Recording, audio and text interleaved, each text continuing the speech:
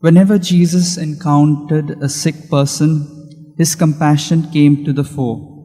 The one needing help might be a foreigner, even an officer of the hated Roman army, or a leper, a poor widow, a demented person roaming the countryside, or someone he knew like Peter's mother-in-law.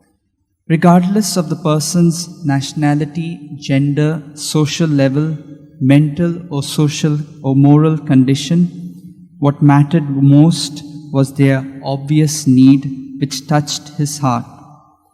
Today's gospel is one of the relatively few places where Jesus is portrayed as entering into a conversation with a pagan. This man was no ordinary pagan. He was a Roman centurion, man of authority, a commander in the occupying army. He came to Jesus as a man who was used to giving orders. He knew the power of his own word, yet he recognized that the word of this prophet from Nazareth had a power which even his word did not have. "Just give the word," he said to Jesus, "and my servant will be cured."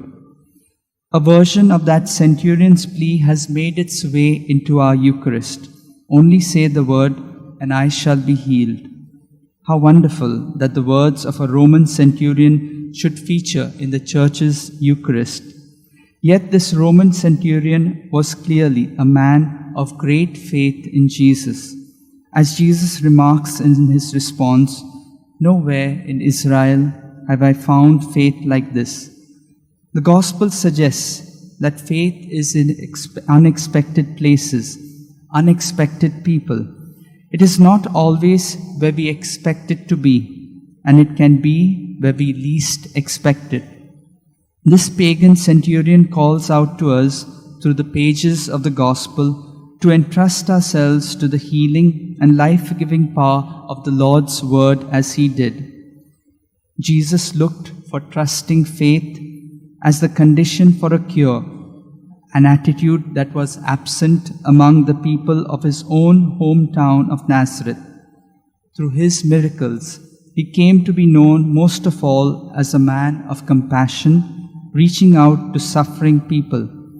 As we read in Isaiah, he was accustomed to infirmity because the sick gravitated towards him.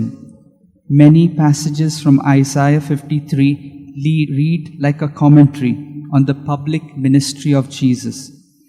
He stood within a long tradition when people devoted to God showed mercy to strangers and outsiders.